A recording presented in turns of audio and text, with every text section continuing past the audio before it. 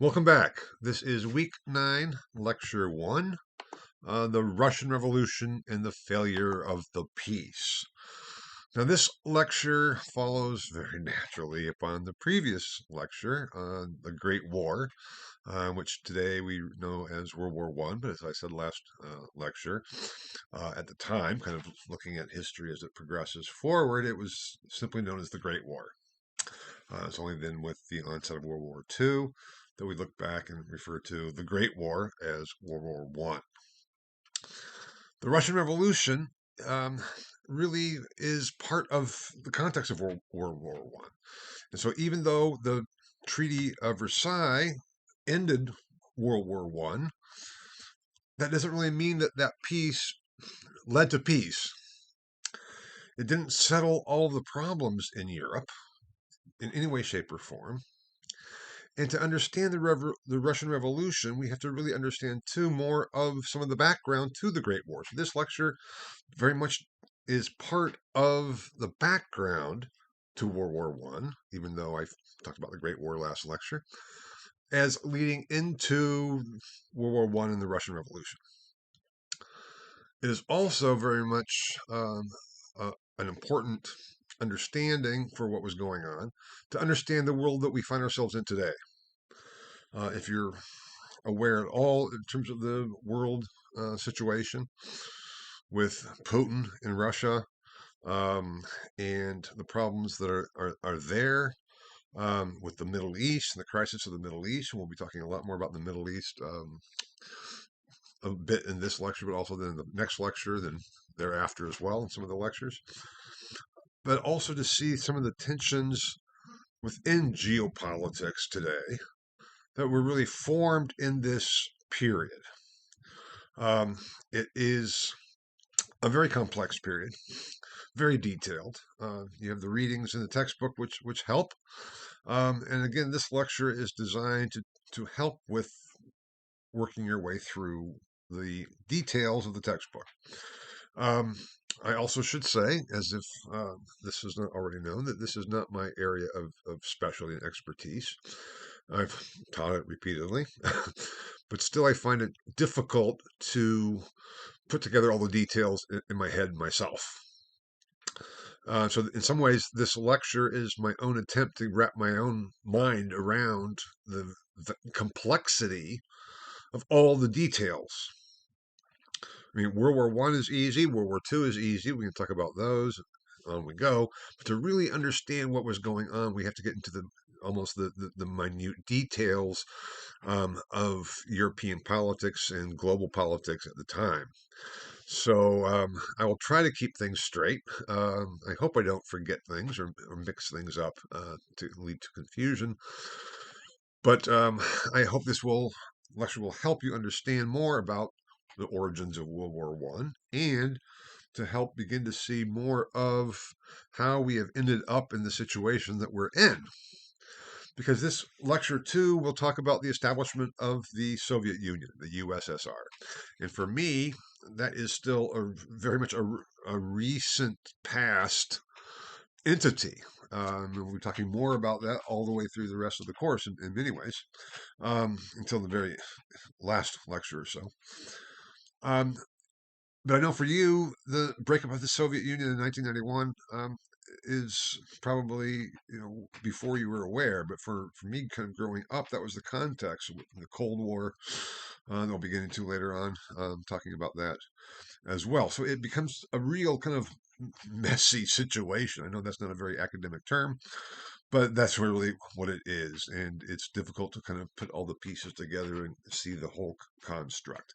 So this lecture, in some ways, is my attempt to put together what was going on in more detail than simply World War One, World War Two, post-war period, and on we go.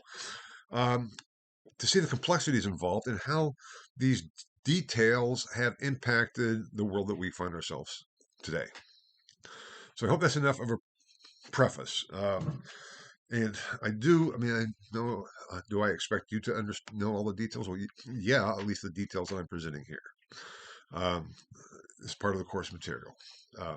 But I'm not expecting you to know more than I know or to have a better grasp on it than I have. So if that makes any sense. Um, so that's kind of what we're looking at. Okay. And to then approach it, we're going to begin with the Russian Empire. Because if we talk about the Russian Revolution, that is the revolution against Imperial Russia. That's where we start.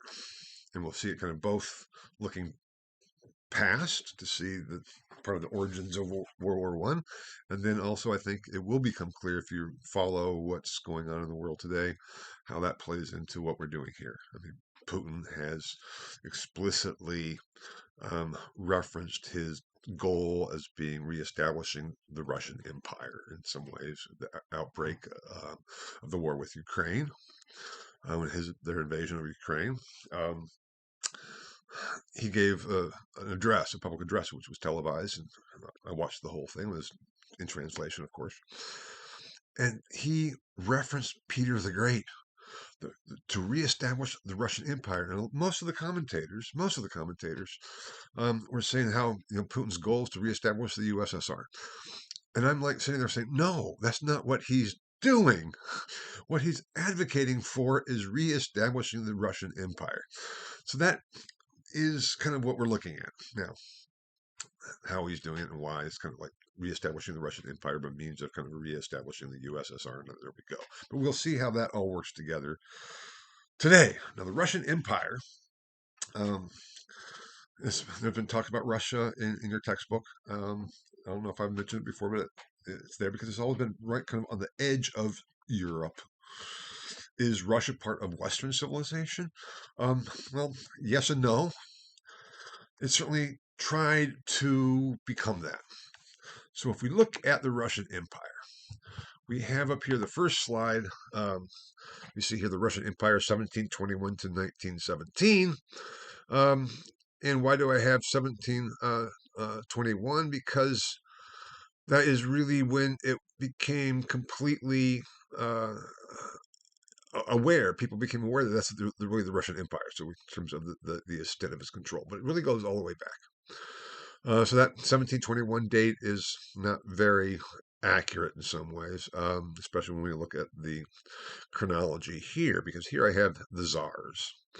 Not all the czars, but the major ones of importance. And I have beginning here with Ivan III, who ruled from 1462 to 1505. So this goes back to the beginning of this course, kind of what the point of departure in terms of the late medieval period and Christendom, with Russia developing on the edge. Now, one thing too we need to know about the Russian Empire that is not there, but it will come up shortly as we get there, is that religiously, if we're going back to 1462 and 1500s, there's still this concept of Christendom, one geopolitical entity of Christendom that was Christian. And that's why I tried to stress that when students have asked me, well, when we know that Europe was Christian, or was Catholic, but when did it become Christian? So it's one and the same thing. Catholic simply means universal. But then with the Reformation, as I talked about, we have, let's say, the diversification of various Christian traditions, as I've already talked about.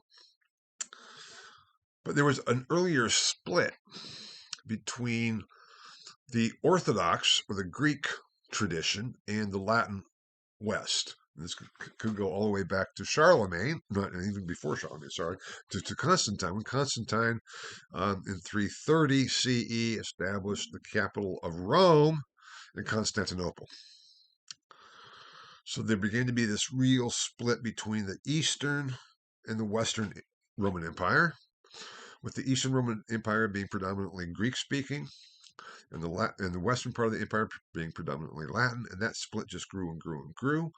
The theological tradition started to develop differently, and in 1054, the Eastern Church and the Western Church decided to just say, we're not going to try to pretend that we're the same thing anymore. That we are going to be, it's called the Great Schism, the first Great Schism before the Great Western Schism in the 14th century. we are barely even recognizing each other as fellow Christians. They're kind of heretical. There's all kinds of issues going on there. But that Greek Eastern part of Christianity that originally been all seen as all one thing before this great schism of 1054 became known as the Greek Orthodox tradition. Now, Orthodoxy says just the right teaching. So we can almost say that the Latin Western tradition, Christian tradition, could also be seen as the Orthodox tradition because they certainly used the term orthodoxy and portrayed themselves as the Orthodox position coming from the Pope instead of coming from Constantinople and the Emperor in Constantinople. But we see this kind of split between the Greek Orthodox, and it's not so much to do with Greece itself or the Greek islands and city states, but with the language. So it's the Greek city states and the Greek linguistic sphere of influence. And here I'm using a term that will become very important for us today, especially after we get to World War II and the aftermath, spheres of influence of what became known as the Greek Orthodox as opposed to the Catholic Western Latin Church. That's important because Russia became predominantly Orthodox. We even talk about the Russian Orthodox Church, which is simply the Orthodox tradition in Russia. So we have Russia as Orthodox Christian. We have Europe and Christendom as Latin Catholic Christianity, which is almost in a contradiction because Catholic being universal, obviously the Orthodox tradition was not included within the Latin Western Catholic tradition led by the Pope. So there are tensions there, and there's attempts to bring the two sides back together again, and that actually kind of came about a little bit in the 15th century, the Council of Basel, but then it fell apart again because the Eastern tradition, the Patriarch of Constantinople, was not going to recognize the supremacy of the Pope. So it gets to be a real mess there, and politically, how that all works out. Now, we talked about the religious wars in the course of the Reformation in the 16th century, both in the Empire and then in France, and then how the 30 Years' War has often been seen as the last war of religion. It kind of began as another war of religion, but it kind of ended up being a war of nation state, so to speak. That's kind of the traditional line. And that kind of gives the impression then that thereafter, war did not include issues of religion. And we'll see throughout this period, the religious question was very much still a part of it all, even differently than previously. So here we have, going back to our slide of the Russian Empire, Ivan III, Ivan IV, 16th century, and then we have really Peter the Great. In so many ways, we can say that Peter the Great really is the one to establish the Russian Empire as an empire. And I'll show you a slide shortly with the map to see its expansion.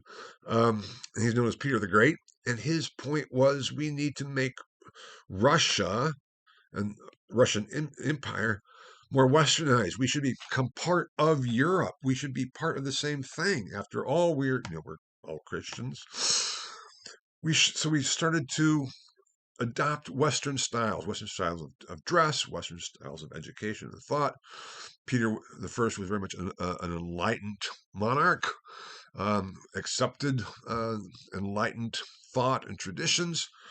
And his approach was just continued by then Catherine II, or Catherine the Great, in terms of she continued this attempt to westernize the Russian Empire. When Catherine dies in 1796, the next major czar that we're going to be talking about, and we have to keep in mind here too that czar, spelled in English Czar, is simply Caesar. It's Kaiser, which is the German emperor. Kaiser, the Kaiser. That is a Germanic form of Caesar, because in classical Latin, Caesar, which is spelled Caesar, is pronounced Kaiser, because the AE is a diphthong that is pronounced with a strong AI, or AEI. So that sound like Kaiser In German becomes Kaiser, Kaiser, and then in Russia becomes just kind of shortened just to Tsar, Czar. So they're all talking about really the inheritance of the Roman Empire and who has the right to proclaim themselves as the inheritors of Rome. This is a big deal. So the Tsar of Russia considers himself, and with Catherine herself, as continuing the Roman Empire, so that the Russian Empire is simply a modernized form of the Roman Empire, and also with the claims thereof.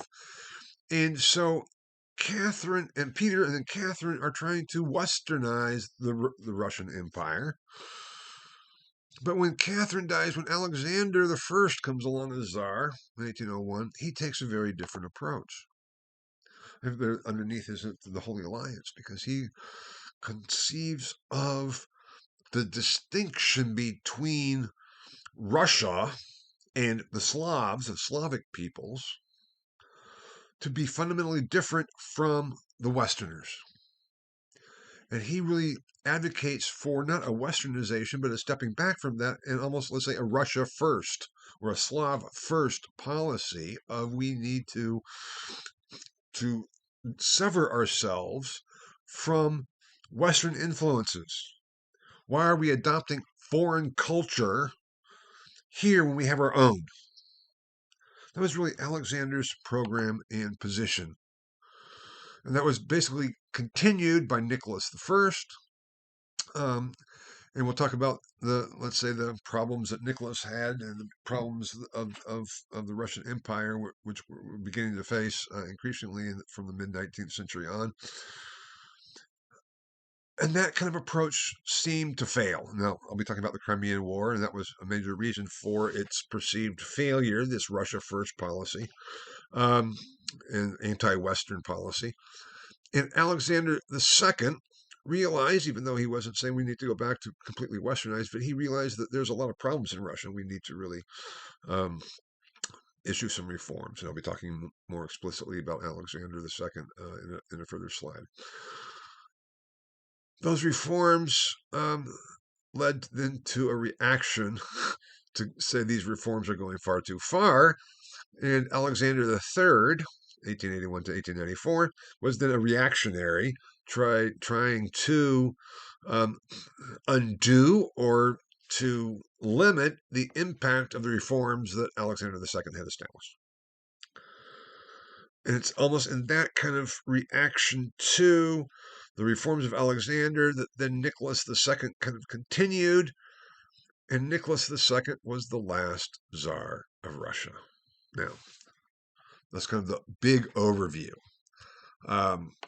Here is then a map of the expansion of the Russian Empire from 1613 to 1914, which of course is the outbreak of World War I. So we can see that the very beginning, the origins of Russia, is this part here. I can't even really see the delineation of the key there. But then it really becomes an empire when it expands into all of the yellow territory, and then it expands further into the orange territory, into the light red territory, and the purple territory. So by 1914, it is very expansive. Now, by 1914, it had become weakened. So this almost gives a false expression of the expansiveness of this. One of the largest empires ever to have been, the Russian Empire. But we just need to see that this is the kind of the height of the territory of the Russian Empire, even though already by 1914, on the edges, it had been kind of picked away at, and there were problems. Just look at that, if you will. Here we have Europe. Here we have Europe on the left, that white side on the left. I hope you can recognize Europe there. It's kind of delineated. And Russia expands into Europe, Eastern Europe, all the way to the east in near China and everything else. So we're going to be talking about some of that as we go along. So I want you to have this map kind of in your mind to see what it is that we're talking about here as we look at the development of the Russian Empire and how it goes along. Now, that's kind of the big picture as well. But I talked about Nicholas the First, and then the problems he had that led to Alexander, and the beginning of the real weakening of the Russian Empire. For that, we have to look at the Crimean War. The Crimean War, which is the slide there, was from 1853 to 1856. And it began with a religious question.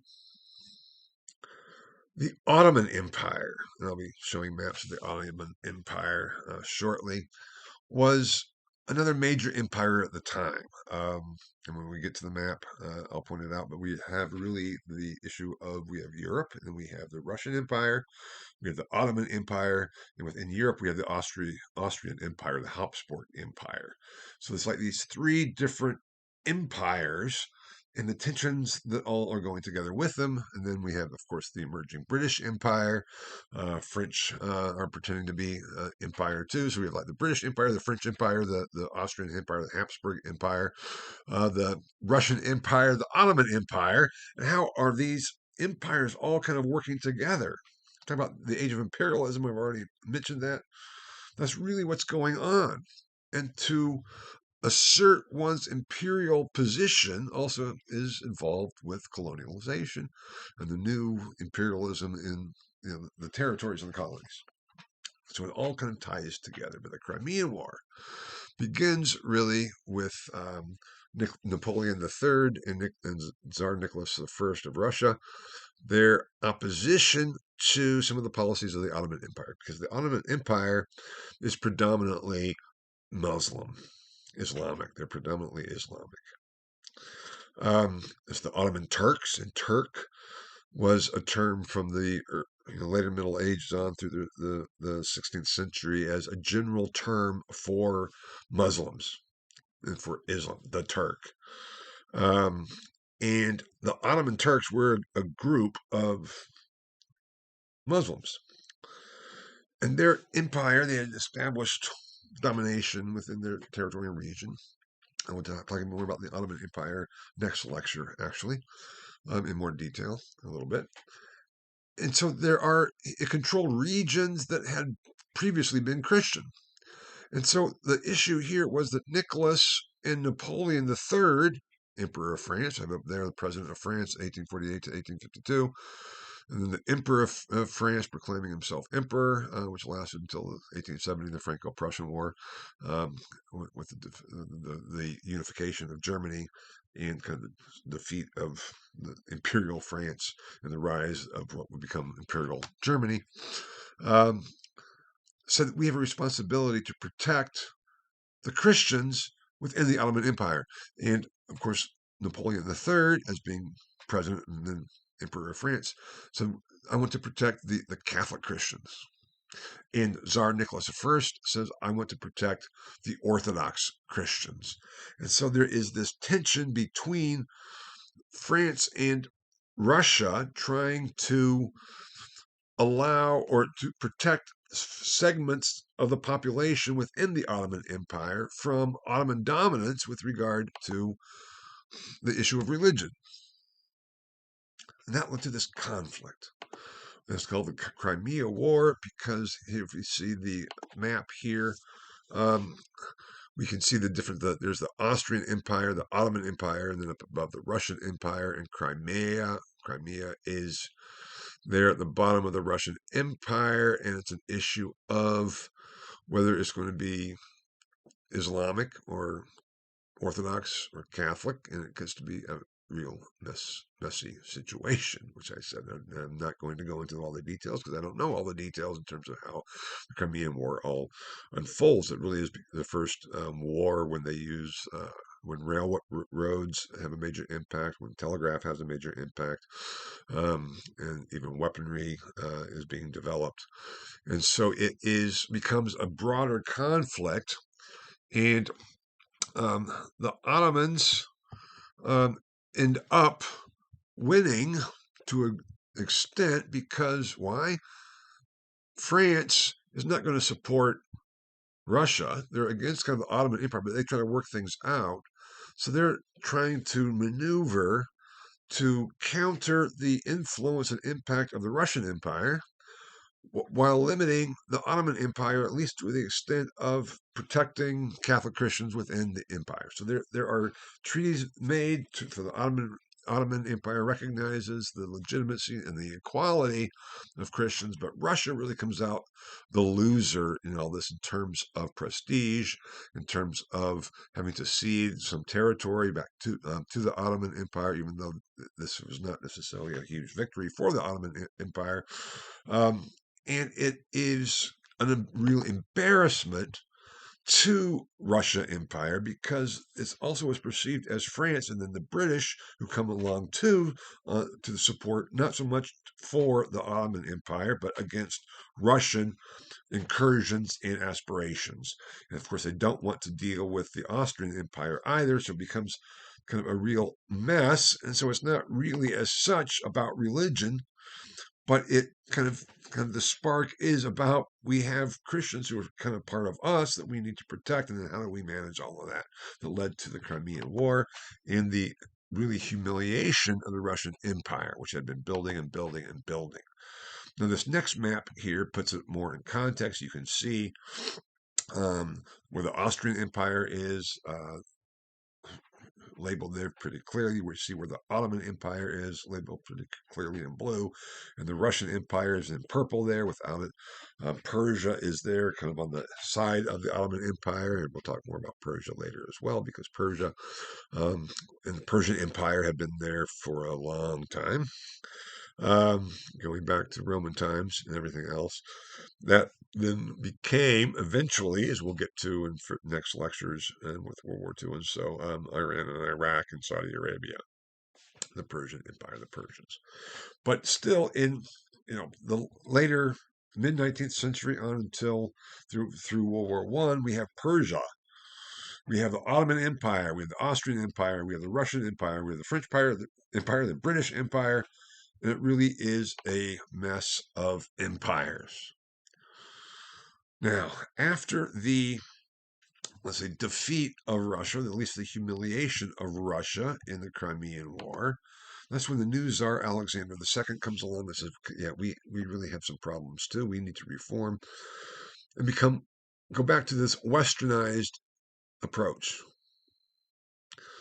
Not so much this pan-Slavic Russia first policy of my predecessor, Alexander I, but to work in conjunction with Europe and the European empires. So he introduces a number of reforms, also can be seen as somewhat westernization.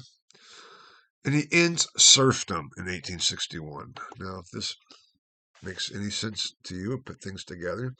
The slave trade had been outlawed from the later 18th century on to the 19th century, but slavery still was prevalent. And just about this time, we have the Civil War in the United States over slavery to finally ban slavery, and it had already been banned in Europe, not only just the trade, but also then the slavery as such. Now, serfs were not quite slaves, technically. They were attached to landowners. They were not free. So in that sense, they were enslaved. They were not bought and sold and traded, but they were not free peoples. They did not have their own independent status. They couldn't get married, for example, without the permission of their lord or their lord, or not owner, because they didn't really own, but the serf master, let's say the master of the serfs. And the serfs provided a lot of the agricultural labor in Russia, and Russia's population was booming, especially in the cities. That's the other aspect of a lot of this. In Moscow and St. Petersburg. St. Petersburg named after Peter the Great. Later to become Leningrad, but we're getting there. And so there are uprisings and tensions with the peasantry, with the serfs. And Alexander says, okay, we're going to end serfdom. We're going to free the serfs so they can be free people. They don't have to always go through their master, the person to whom they're are indentured, and they were indentured servants in the United States too. We talk about the slaves. We don't in the United States. We don't always talk so much about the indentured servants, often poor Europeans, basically selling themselves to landowners um, in the United States to get some sense of life. But their lives were pretty bad too. The indentured servants or the serfs. Also, they were household slaves, the indentured service in the United States as well. And in Russia, the serfdom was outlawed and the serfs were freed in 1861. Along with that, Alexander introduced a judicial reform whereby individual localities could elect their own judges. He promoted more local self government, and he supported the North in the United States in the Civil War up there. I mean, that's what we're talking about here in terms of the freeing of the serfs. He supported the U.S. in the North against the South in the Civil War, and he even sells Alaska to the U.S. because Alaska had been part of Russia. But said, okay, we'll sell you Alaska. Now, that's, again, kind of briefly, but the problem is what you have when you have this a new attempt of a reformer and someone trying to make things better, at least in his view and mind as the czar, there's going to be opposition to it.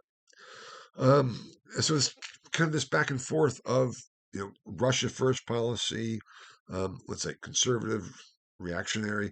We have the liberal reform party, and then the reaction, conservative reaction towards that. And Alexander II was assassinated. And his predecessor or his successor was Alexander III, who once again went back to a Russia first policy in opposition to the reforms of Alexander II.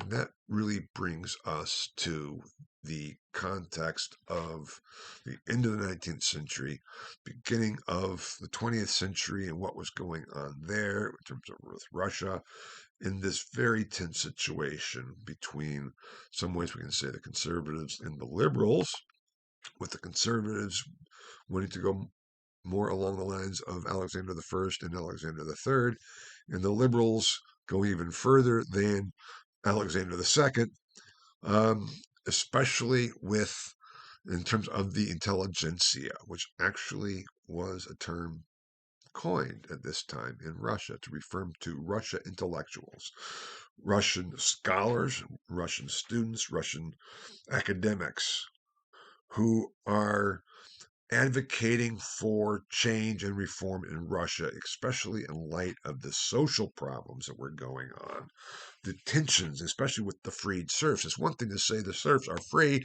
but then what? What do? They own nothing. They're poor. They're impoverished. They're hungry. How do you deal with the serfs? How do you deal with the poor as such? What do we do about it? And there we have kind of two different approaches. And again, we're talking about the intelligentsia, the scholars, the academics. You have the liberals who want to go further along the lines of reform and try to help out the serfs. And you have the populists, which argue for the more conservative approach. Okay, fine, get the serfs, but we don't have to use state funds and means to help them. They're on their own. And it's in this context between the liberals and the populists / conservatives that we find the beginning of the influence of Marxism and Marx's ideas within Russia, within this intelligentsia. From their Marxism and the Bolsheviks, they become the party, and we'll talk about it a little bit later with this slide, because they have the revolutionaries and the Marxists. They become the party that are advocating for a Marxist understanding, kind of along the lines of the Social Democratic Workers' Party in Germany. And what was going on in Germany, especially after the Franco-Prussian War and the establishment of Germany and the Second German Empire, What do we do with the common people? What do we do with the peasants and the freed serfs? How do we handle all of this? And Marx's writings were being translated and brought into Russian and being talked. And this whole approach was within the context of what do we do with it politically in terms of, let's say, Russia first, or Russia within the context of European empires. That's what we're talking about. And it wasn't clear which way Russia was going to go. Now we have up here too the weakening of the Russian Empire, because I've already talked about the Crimean War. Because even though the Russian Empire was immense, it had suffered a humiliation in the Crimean War, and it then ended up losing out a couple more times. I have up there the Russo-Turkish War of 1877 to 1878, and that too was actually it was more or less a victory for Russia, and it undermined the Ottoman Empire. But it wasn't a thorough victory for Russia by any means.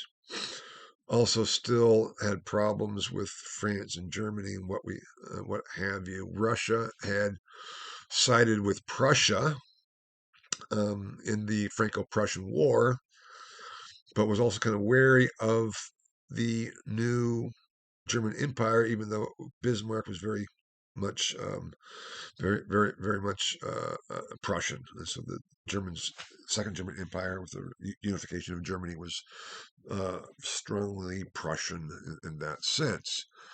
But the Russo-Turkish War led to more conflict and fighting and problems at the same time, as well as then Russia, within the context of imperialism and the new empires merging up, ended up fighting another war in 1904 to 1905, the Russo-Japanese War. And the Russo-Japanese War, in some ways, was over spheres of influence and colonies with Korea. Because if you remember the map of the extensive Russian Empire all the way in the east, where the Crimean War and the Russo-Turkish War were kind of in the center there. The Russo-Japanese War was with the east, with Japan, and over influence in the Asian territories. And Russia did not want more Japanese incursions, particularly with respect to Korea. And so they are saying no, and they go to war with Japan. And they were defeated. They were defeated also with the help of the British and the French, once again, fighting against Russia. And that was the problem. And that, in some ways, was the beginning of the end of the Russian Empire and of the Tsars, because as a result of this almost continued war, Crimean War, Russo-Turkish War, Russo-Japanese War, with the influence of the intelligentsia, it led to the Revolution of 1905, as it's called. The Revolution of 1905 was, I'm going to say, it's not really a revolution. It's not the Russian Revolution. Well, it is a Russian revolution of sorts. But what happened was that they forced Nicholas II to make concessions. So it really established more of a constitutional monarchy in the Russian Empire. It established representative groups that they referred to as Soviets as a means of administrative policy, more local control of these Soviets. And the Tsar agreed to work together with the Duma, which would be the legislature representing the Soviets, the Soviet groups, for a far more democratic process to meet the concerns of the lower classes, the peasantry, or what Marx referred to as the proletariat. That was the issue, the proletariat. What do we do with the proletariat? And that's the situation we find ourselves in terms of Russia. We have the revolution of 1905. We have emerging opposition to the monarchy, the czar, the emperor. And how do we go about doing that? And that brings me to Lenin and the establishment of the Russian Social Democratic Workers' Party, for which I have a new slide. Now, talked about the intellectuals or the intelligentsia. And Lenin started out that way, just as Marx was a philosopher and an activist. Well, Lenin was a philosopher and an activist. He was reading Marx. He was, adopting a lot of his thoughts. He had, a PhD, but he was a radical activist, and he did not have a position, just as Marx did not get a university position. But he did found a newspaper. So his ideas were getting spread. He had to be exiled a few times. He was in Switzerland for a while. He was in England for a while. But he's always fomenting opposition in Russia to the czars and what was going on. And he had a different idea from Marx. And this is a major important thing I have up here on the slide, Lenin's departure from Marx, in terms of how to bring about the classless society. Because Marx's idea, this historical materialism, he was saying, when we look at history, the development of history, we see that the underlying motor that drives it all is class conflict between those who have and those who do not have, between eventually what he would say the capitalists and labor. Now, there were three basic classes for Marx. There was the aristocracy, nobility.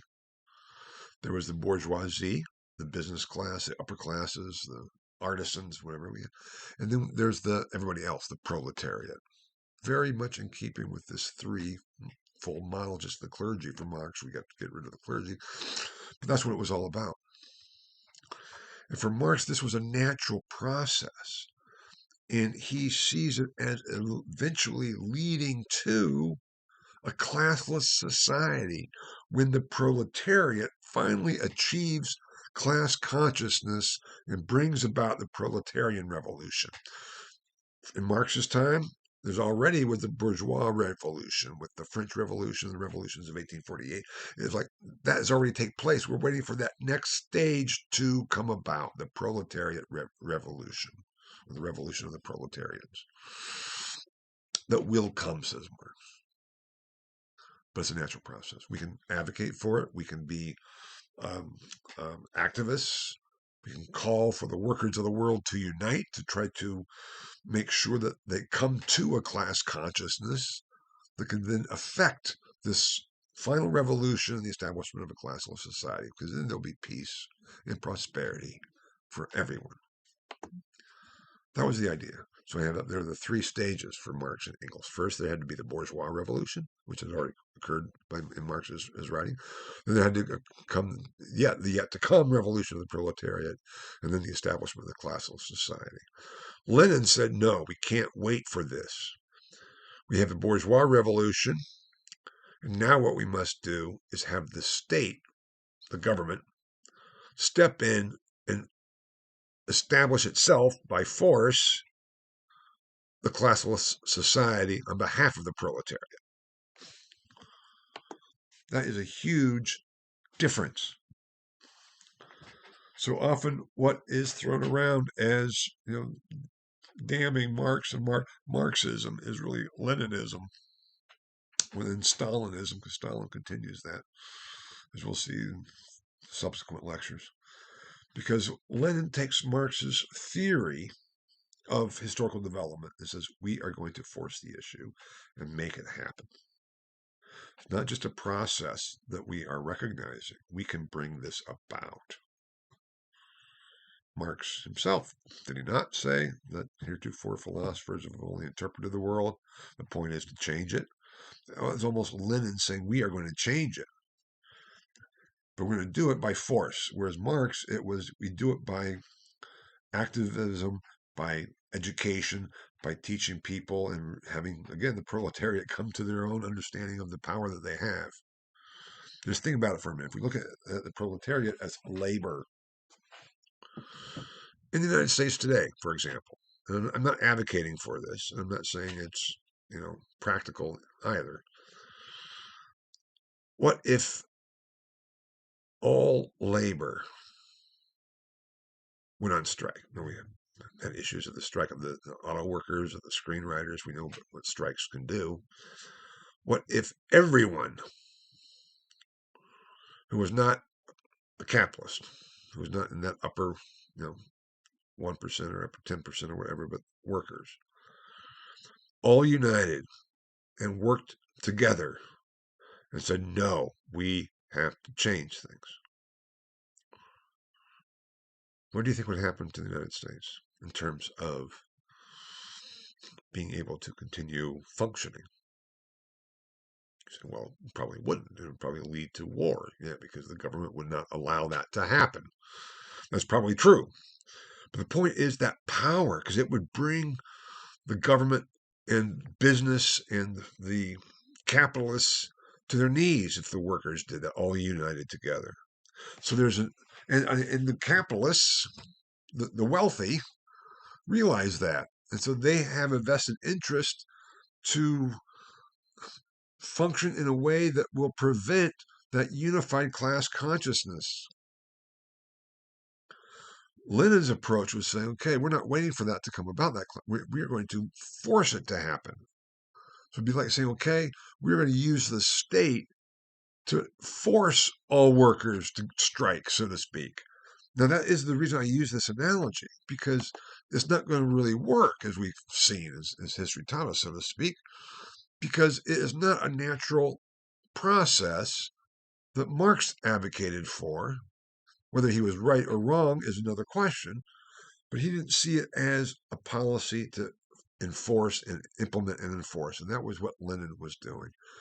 And Lenin became associated with the German Socialist Democratic Workers' Party.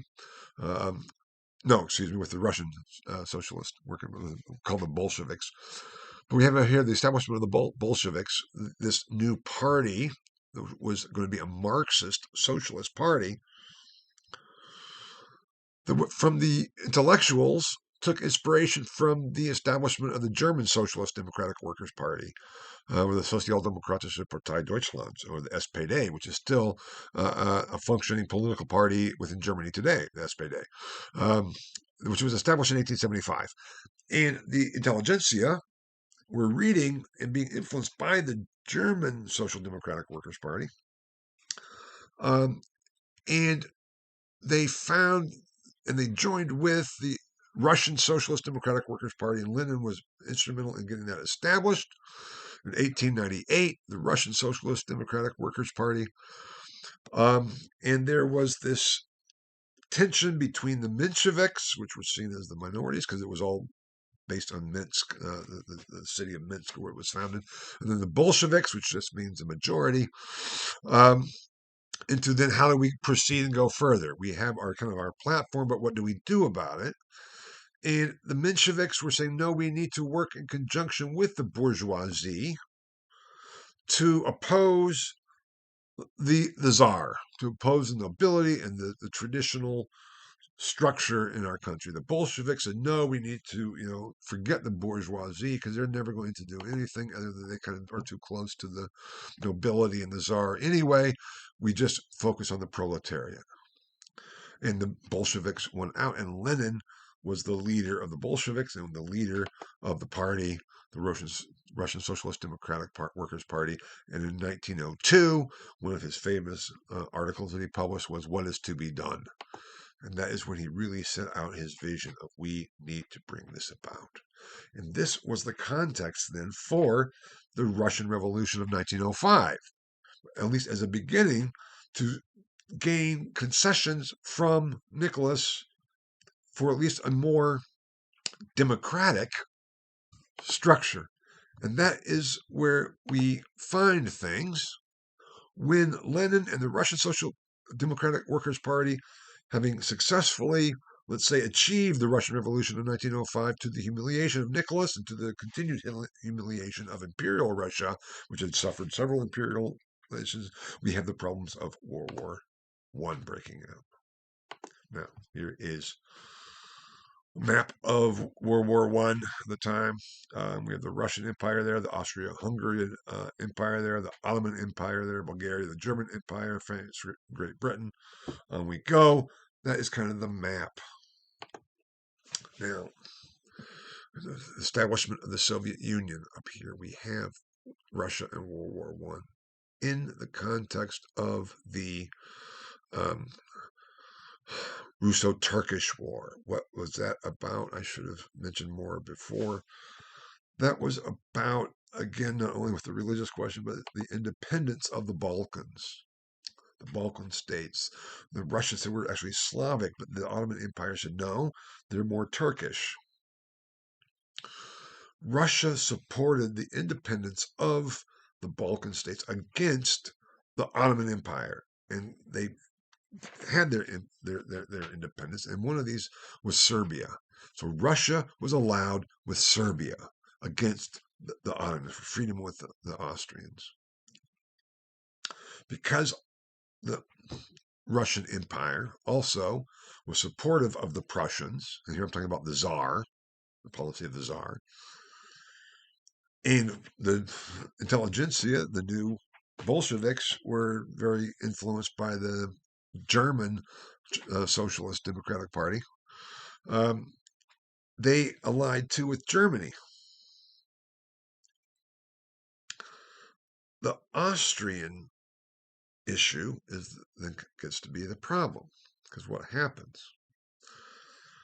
What was the spark of World War I? A Serbian, member of the Black Hand, a socialist group in Serbia, with Russian support, assassinated the Archduke Francis Ferdinand of Austria-Hungary.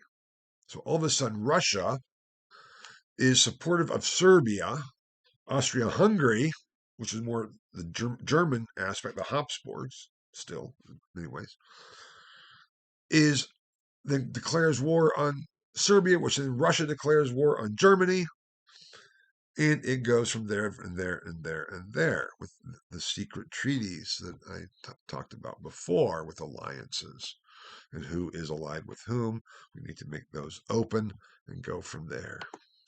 And that is really part of the outbreak. And so that, in some ways, would not have happened, or it would have been different in any case, had Russia not, let's say, won the Russo-Turkish War, even though they had been humiliated in the Crimean War, then they went on to lose the Russo-Japanese War. So that's the context.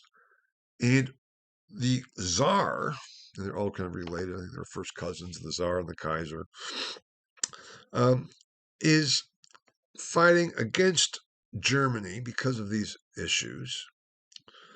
Not really part of the Central, or the Allies, as we refer to them, and is pursuing a war that the intelligentsia is feeling, and the leaders, that means not just the intelligentsia, but the people as a whole with their leaders.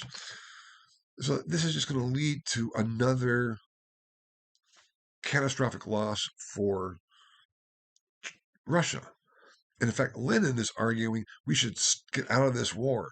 War is, make whatever concessions we need to make to stop the war. In this context of increasing tensions with the Tsar, we have the February Revolution of 1917. It's called February or March. There's an issue with the calendar and the Orthodox calendar. Just like the October Revolution is referred to the October Revolution or the November Revolution of 1917, when they finally get rid of the Tsar altogether. February 1917, we have the revolution of 1905, when they have the constitutional monarchy kind of set up. The February Revolution gets rid of the Tsar, and Nicholas and his family have to go into exile and abdicate, and there's a provisionary government that's established. And then the problem is, what do we do and how do we proceed? Here, the November Revolution then says we have to then go further, and we have to get rid of Nicholas altogether. So there can be even no pretense. So he can't serve as a focal point of trying to regain power. So that becomes a major aspect, and that's when the Bolsheviks really take control, and Lenin really takes control in Russia after the October or / November Revolution. Nicholas is executed, I think in December, I believe. I'm not sure. I have to go back and look. And Lenin establishes then the Russian Soviet Federative Socialist Republic government. It's the first socialist government in 1917 that Lenin puts together, and then takes Russia out of the war. And Russia leaves the war, signs an armistice with Germany, the Treaty of Brest-Litovsk, in December of 1917. And now Russia is on its own, so to speak. There's still problems and issues, how to deal with this. There's still oppositions. If not everybody in Russia is all for the Bolsheviks. And we have then the Russian Civil War from 1917 till 1922, whereby Lenin and his new government is having to fight oppositions of various factions until finally, in 1922, we have the establishment of the USSR, the Union of Soviet Socialist Republics. Now you have this map up here of the Russian Revolution and Civil War, 1905 to 1922. You can see some of and this is not all that important. They lose territory. Yes, they give up territory. They do. They give up, you see there the territories lost in the Treaty of Brest-Litovsk. Finland, Estonia, Latvia, Romania, Ukraine, that they had to kind of give up, either by allowing them to be independent or succeeding them to German influence. So the Russian Empire, in some ways, I mean, if you look at the extent of it, it's still pretty impressive in terms of territory control. But it is breaking up in terms of its impact in relationship to the other empires. Ottoman Empire, we'll talk more about it too, is suffering. Now you can see on this map here, it's just listed as Turkey. Whereas Turkey was part of the center kind of the Ottoman Empire, and we'll talk more about it as we go too.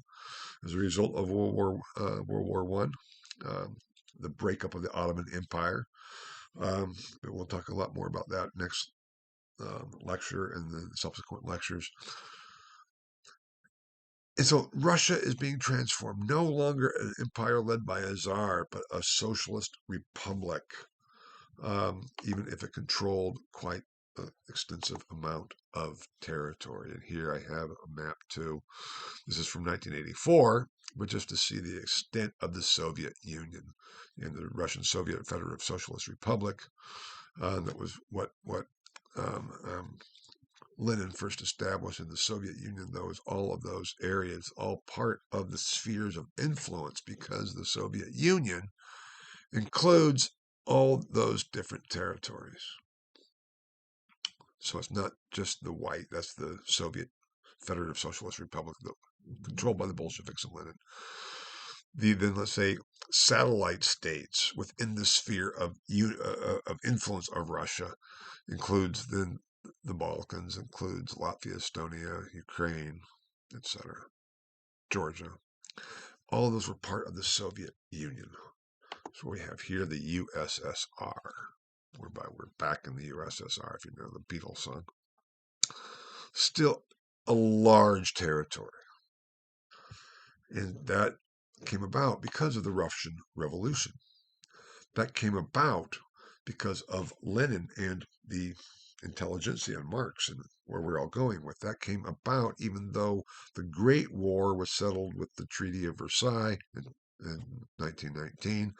Russia still didn't, let's say, come to a settlement until 1922, after all the developments. And even then, what do we have? Do we really have peace? Did Versailles really bring about peace? What happens when, let's say, when the shooting stops here? The Treaty of Versailles, 1919, I mentioned that. last lecture to end the Great War lecture when it was seen as, this is not a peace, this is a 20 years truce. There are tensions ever greater within Europe. We still have the German issue and what to do with it. And the Treaty of Versailles humiliated and destroyed the German Empire of Bismarck, made them pay immense amounts in reparations because all the blame for the Great War was placed on Germany. You still have France and England, but after all the devastation, what do we do? You have Russia now as this Soviet communist state. Certainly was not communist in Marx's understanding of communism. But that's where within Leninism, you see that the real fusion of socialism and communism. Whereas before I talked about it with Marx, he advocated for communism and thought socialism was selling out to the bourgeoisie, was selling out to the capitalists. But with Lenin in the Soviet Union, they're more or less the same. Why? Because for Lenin, it has to be forced. That's what he was trying to do and bring about. Things weren't necessarily good. The political tensions were still there. There was anger and bitterness and costs. In the League of Nations that had been established, and Wilson's 14 points didn't have any power or authority to do much of anything to solve the problems. This is the failure of the peace. It failed. And the Russian Revolution was part of the whole story of the Great War, as one faction of it,